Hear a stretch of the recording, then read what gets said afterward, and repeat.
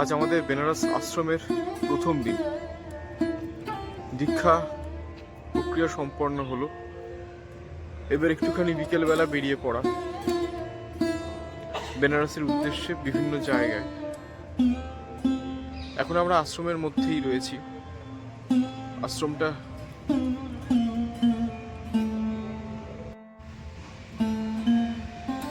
এটা আমাদের তপবন আশ্রম, বরুণা নদীর ধারেই নক্ষীঘাট তপবন আশ্রম।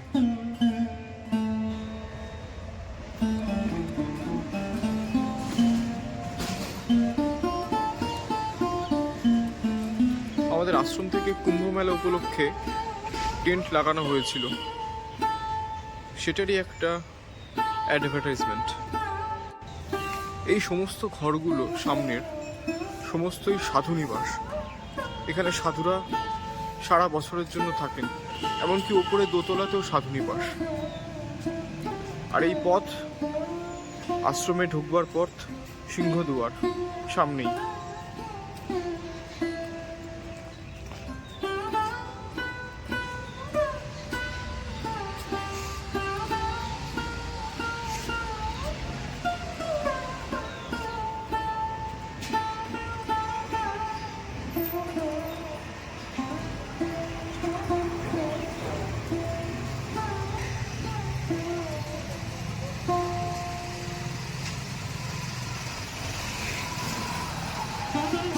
আমাদের আশ্রম একদম নক্ষীঘাটের পাশে।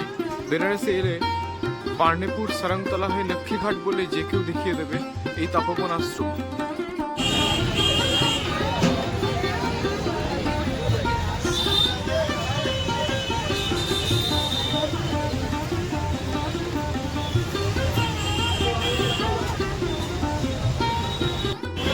এখন পাড়েপুর চৌরাহাটে সিঙ্গাড়া খাওয়া হচ্ছে।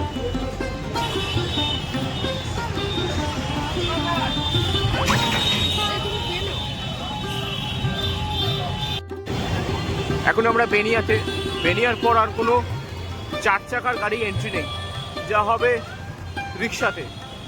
এখান থেকে মোটামুটি 1.5 কিলোমিটার দূরত্বে রয়েছে কাশী বিশ্বনাথ ধাম, মণিকর্ণিকা ঘাট, সমস্ত কিছুই।